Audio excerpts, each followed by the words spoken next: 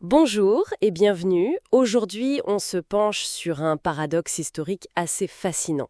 Comment les raids vikings, une menace terrible pour le royaume franc, ont pu finalement contribuer à le renforcer. Bonjour, oui, c'est une question très intéressante. Comment une crise peut devenir une sorte de catalyseur? Exactement.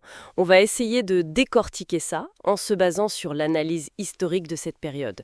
Comprendre cette adaptation surprenante des Francs. Prêt ? Allons-y. Bon, alors pour commencer, rappelons un peu la menace. Fin du 8e siècle, les Vikings débarquent de Scandinavie. Leur drakkar, Oui, très rapide, imprévisible.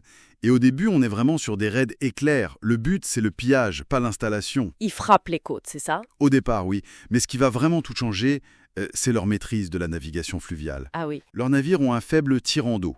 Ça veut dire qu'ils peuvent remonter très loin à l'intérieur des terres par les fleuves. La Seine, la Loire.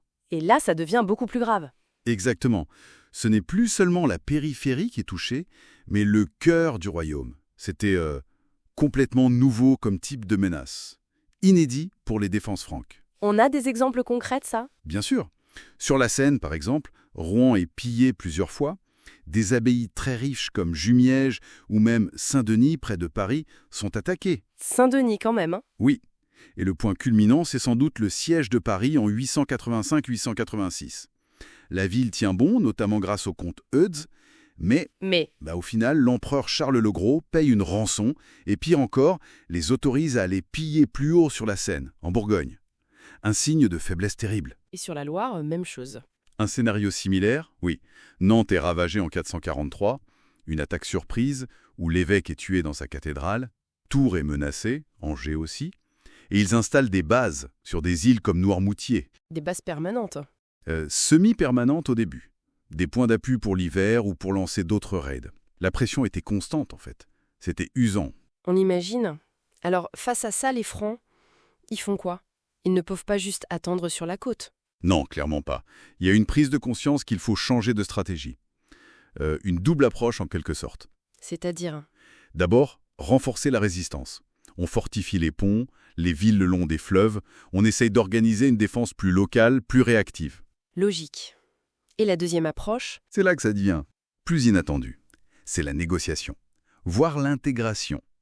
L'idée commence à germer, et si on donnait des terres à certains chefs vikings en échange de leur loyauté? Ah, donner des terres à l'ennemi. C'est audacieux, non? Très audacieux. Risqué même. Mais face à des raids incessants, c'était peut-être une solution pragmatique. Et ça a marché? Est-ce qu'on a un exemple concret de cette intégration? L'exemple le plus célèbre et le plus réussi, c'est bien sûr la création de ce qui va devenir le duché de Normandie. Ah, voilà. Roland? Exactement.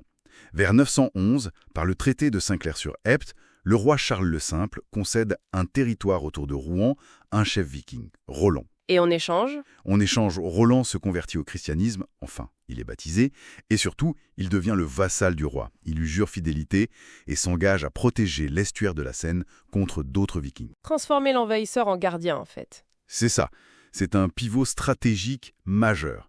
On intègre une partie de la menace dans le système féodal franc. Et ça fonctionne, hein? Ils deviennent vraiment francs. Étonnamment vite. En quelques générations, ces Normands, c'est comme ça qu'on va les appeler, les hommes du Nord, adoptent la langue locale, le roman qui deviendra le français, la religion, les coutumes, ils s'assimilent. Fascinant. Alors, quels sont les bénéfices pour le royaume franc, à part la paix sur la Seine? Premièrement, ça sécurise une région clé, une porte d'entrée vers Paris, donc stabilisation. Deuxièmement, ça renforce, paradoxalement peut-être, le prestige du roi. Il montre qu'il peut soumettre, ou du moins canaliser, ces redoutables guerriers. D'accord. Stabilisation, prestige. Se défendre localement, ça a accéléré le développement de la féodalité. Comment ça? Le pouvoir central était souvent dépassé. Donc l'organisation de la défense s'est faite à un niveau plus local, autour de seigneurs capables de construire des châteaux, de lever des hommes.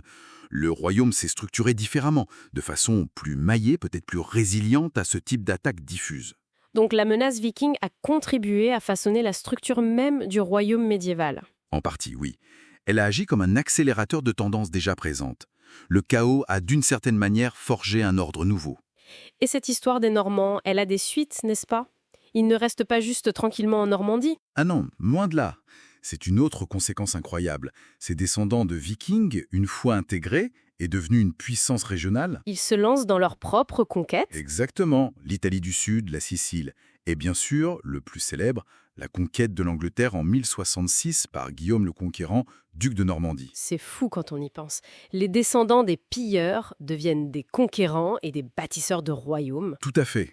L'intégration a créé une nouvelle force extrêmement dynamique. Bon, si on essaie de résumer tout ça, on part d'une menace terrible, des raids qui déstabilisent le royaume, Qui force les Francs à s'adapter par la résistance, oui, mais aussi par une politique audacieuse d'intégration. qui non seulement neutralise une partie de la menace, mais finit par renforcer la structure du royaume et même par créer une nouvelle puissance, les Normands. C'est bien ça. C'est une excellente synthèse, oui.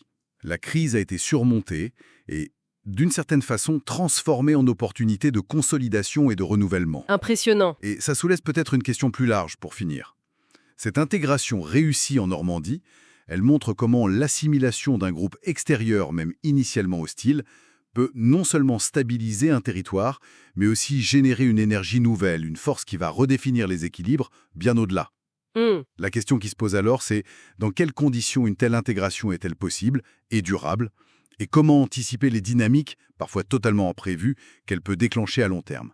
C'est une réflexion qui dépasse largement le cadre des Vikings et des Francs, je crois. Une excellente question pour conclure notre exploration. Merci beaucoup. Merci à vous.